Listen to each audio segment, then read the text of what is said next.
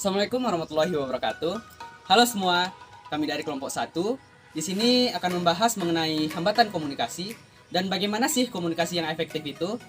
Tapi sebelum masuk ke materinya, perkenalkan, aku Sidik.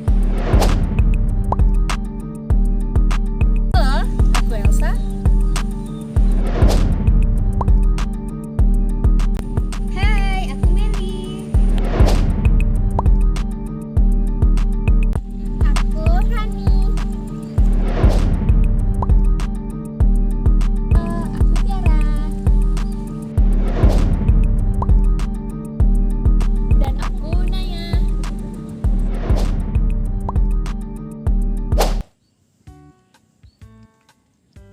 Nah, sebelum masuk ke pembahasan materi, teman-teman tahu gak sih apa itu komunikasi?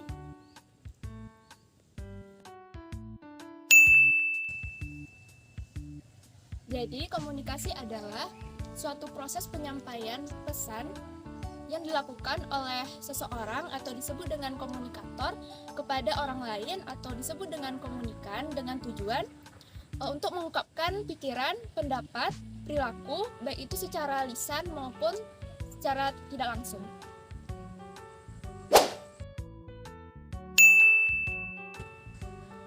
Nah, setelah mengetahui pengertian dari komunikasi, tentu komunikasi ini memiliki fungsi loh teman-teman. Pada umumnya, komunikasi ini yaitu untuk menyampaikan isi pikiran atau perasaan kita yang dapat membujuk atau memaksa orang lain agar berpendapat, bersikap, dan perilaku sesuai dengan yang kita harapkan. Namun, terdapat 4 poin utama dalam fungsi komunikasi. Yang pertama, fungsi komunikasi sosial. Terdapat 2 poin utama dalam fungsi komunikasi sosial. Yang pertama, pembentukan konsep diri.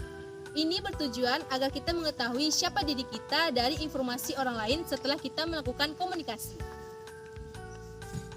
Poin kedua, pernyataan eksistensi diri. Orang berkomunikasi untuk menunjukkan eksistensi dirinya atau keberadaan dirinya dalam satu komunitas. Kedua, fungsi komunikasi ekspresif. Ini dapat dilakukan jika menjadi instrumen dalam menyampaikan perasaan-perasaan atau emosi kita melalui pesan-pesan non-verbal. Yang ketiga, fungsi komunikasi ritual. Contohnya, biasanya orang-orang dalam upacara adat itu menggunakan kata-kata dan menampilkan perilaku yang bersifat simbolik. Yang keempat, fungsi komunikasi instrumental. Ini bertujuan untuk menginformasikan, mengajar, mendorong, mengubah perilaku ataupun sifat dan juga keyakinan, dan juga tujuannya untuk menghibur atau bersifat persuasif. Nah, di dalam komunikasi itu pasti tentunya ada hambatan. Apa sih hambatan komunikasi? Jadi, hambatan komunikasi adalah segala bentuk gangguan yang terjadi dalam proses penyampaian dan penerimaan pesan dari individu kepada individu yang lainnya yang disebabkan oleh faktor lingkungan, faktor fisik maupun psikis dari individu itu sendiri.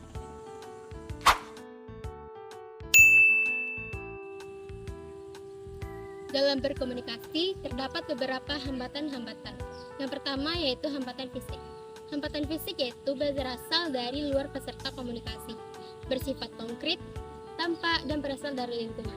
Contohnya yaitu riuh orang berbicara, suara bising, suara hujan, dan lainnya.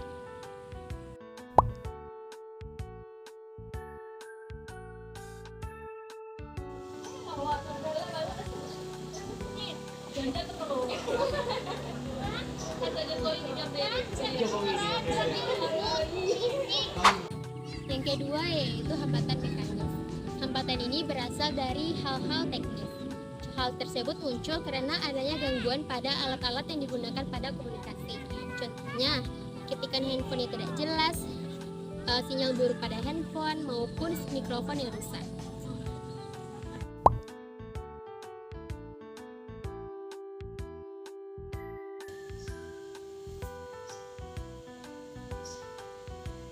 Halo, Assalamualaikum Meja. Gimana jadinya tugas komunitas kita nih? Halo Ani. KRS, kenapa KRS kita? Apa nih?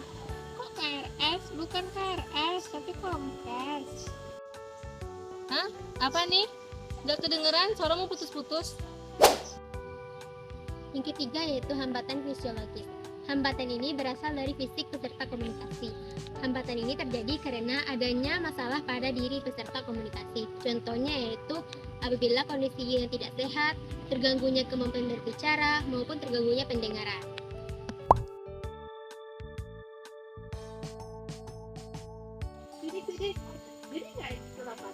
Siapa nih? Siapa nih?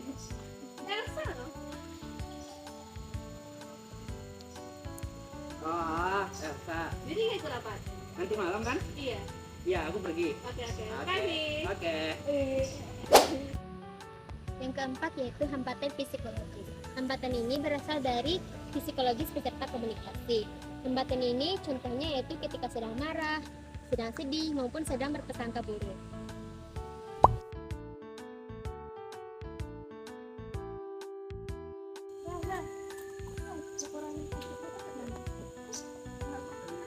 Apa sih ganggu aja? Hambatan semantik. Hambatan ini yaitu karena adanya perbedaan makna pada kata yang sama. Biasanya berkaitan dengan sebuah budaya antara lawan bicara dengan maupun lawan bicara yang lainnya.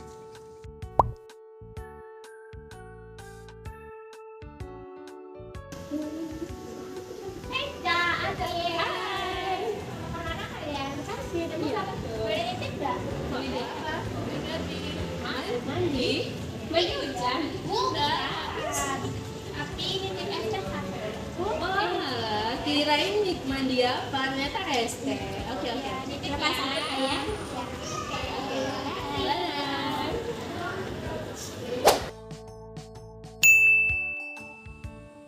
Jadi teman-teman, komunikasi efektif itu merupakan proses pertukaran ide, pemikiran, pengetahuan, serta informasi dengan sedemikian rupa sehingga tujuan dan niat dari si komunikator ini dapat tersampaikan dengan baik kepada komunikan.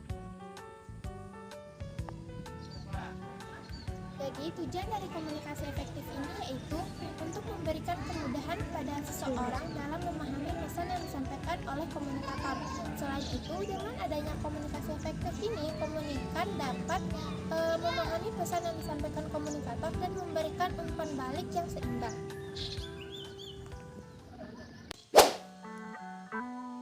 Gimana ya cara komunikasi efektif?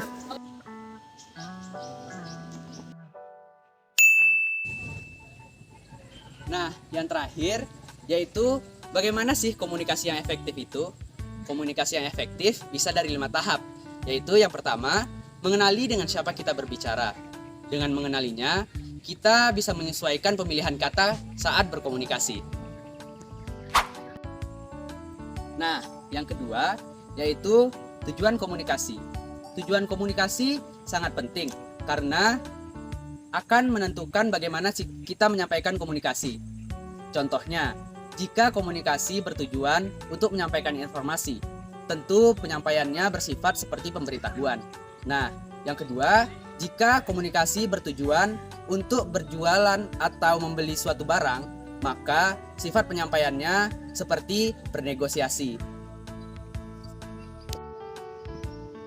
Nah, yang ketiga yaitu perhatikan konteks. Konteks yang dimaksud di sini yaitu keadaan dan lingkungan sekitar saat kita melakukan komunikasi. Nah, yang keempat yaitu pelajari kultur. Kultur dan kebiasaan perlu diperhatikan saat berkomunikasi. Contohnya, saat berkomunikasi dengan orang Sunda atau dengan orang Jawa, yang umumnya terkenal dengan kelembutannya. Tentu akan lebih baik diimbangi dengan cara yang serupa. Nah, yang terakhir yaitu pahami bahasa. Maksudnya yaitu para komunikator harus memahami gaya bahasa apa yang dipakai oleh komunikannya. Contohnya, anak muda yang memiliki gaya bahasa yang berbeda dengan orang tua. Begitu juga dengan orang kantoran, tentu memiliki gaya bahasa yang berbeda-beda.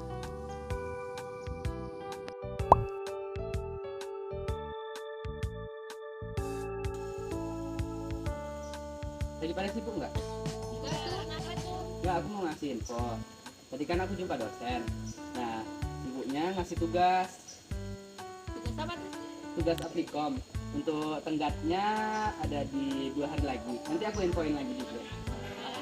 Ya, jangan lupa dikerjain ya. Oke. Nah, sekian penyampaian materi dari kelompok 1.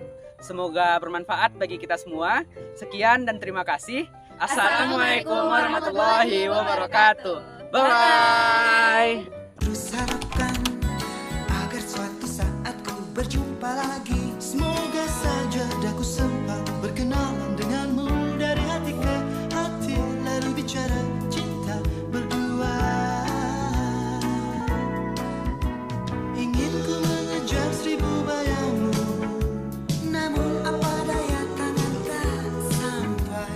Memang benar apa kata pepatah, kalau jodoh tak lari kemana, duhai kekasih. Sumpah mati padamu ku jatuh hati.